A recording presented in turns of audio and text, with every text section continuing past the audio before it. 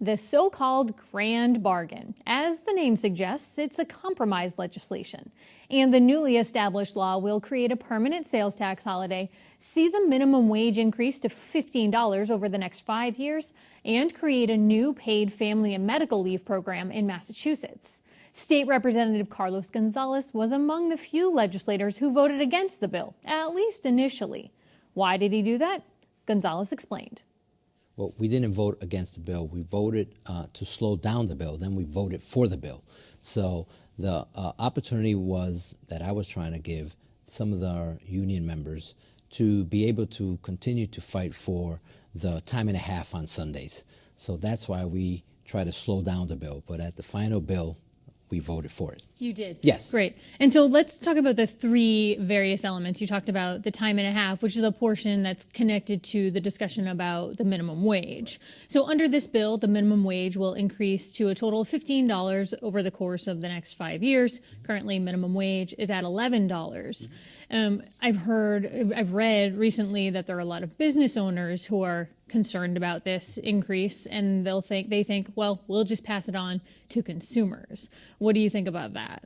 Well, we got to look at working families and how it impacts working families and the cost of living increases that continue to hurt working families. And getting up to a minimum wage that can provide for a healthy living for the average working family is critically important. So we continue to fight for the 15 minimum wage. It's going to take some time to get there, but we believe that's the best way to help out our families and most of the citizens of the 10th Hampton District. As you know, I have a very poor district in the 10th Hampton District and in Springfield in general. And we need to really help those families, because if we're going to continue to work on fighting the recidivism of poverty, we have to give opportunity to work and work wages that are affordable. But what about the contention of these business owners who now say, I'm going to have to pay $15 an hour to even teenagers? They're very concerned about this, and they think that that's either going to negatively impact their bottom line or they're just going to pass that on. Mm-hmm. So how does this help that issue then? Well, again, it's an issue that we have to balance it out. And I know that it's going to have some impacts on some of our smaller businesses, more so than some of our larger businesses.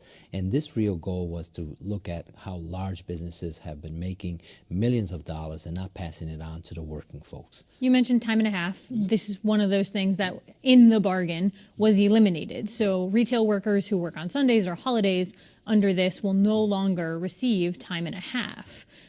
They're giving up time with their families. They're giving up, a holiday. How does this become fair for them? Again, so that's one of the reasons why I voted to slow that bill down at that time, because I really thought that was an important part of the overall grand bargain bill.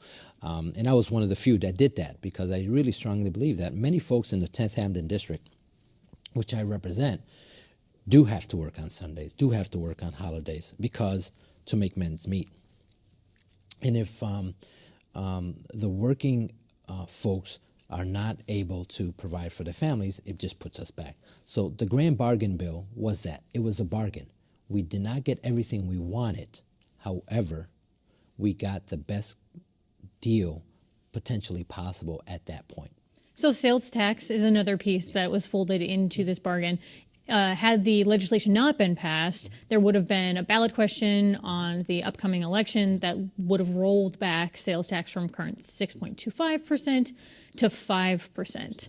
What do you think about how this grand bargain took that piece of this? And again, that's part of the big bargain, right? So if you look at cutting over $1 billion worth of sales tax which to the is the state. estimate between that 6.25 and 5%. Right.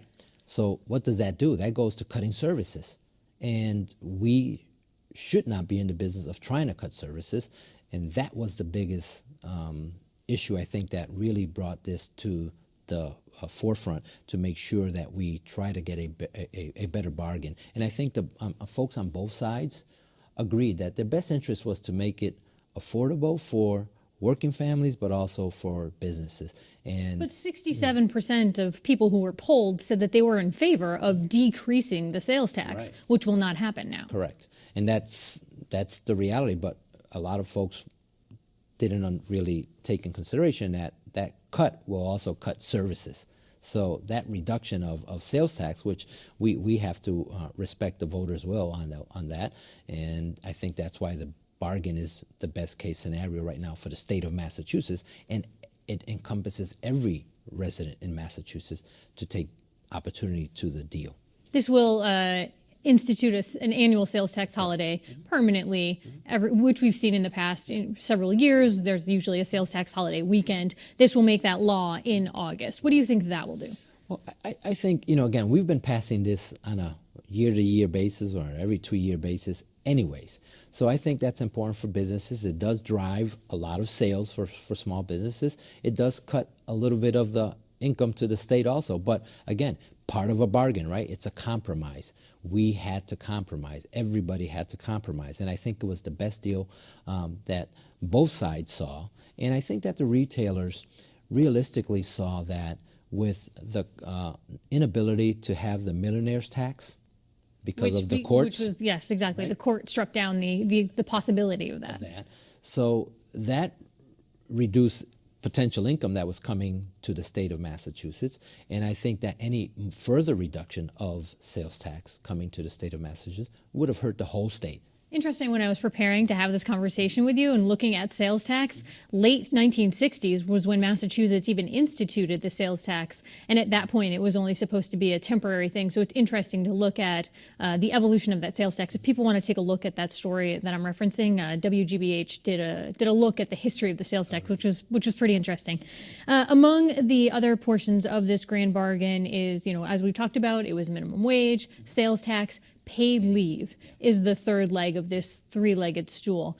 Now we're talking about under sales tax would have seen a loss of that revenue, like you say. Paid leave, it's actually going to be a new tax to pay for that, a 0.63% tax shared by employees and employers. It gives you paid leave, but there's a new tax attached to it. Yeah, and it's paid leave and medical leave. So it's paid leave for family members, baby, and take care. And I think that's, we're the richest country in the world. Many countries provide that same paid family and medical leave for their residents. I think it's critical and important that we have a lot of families. This is not an issue that is paid leave for one person. It's paid leave for a family.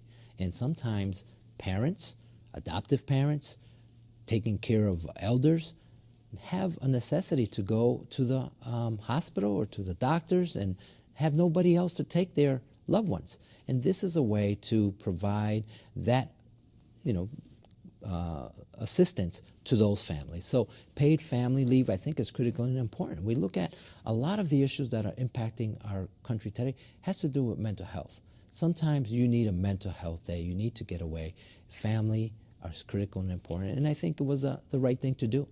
Well, great. Representative Gonzalez, appreciate you coming in to share your perspectives today. Thanks so much.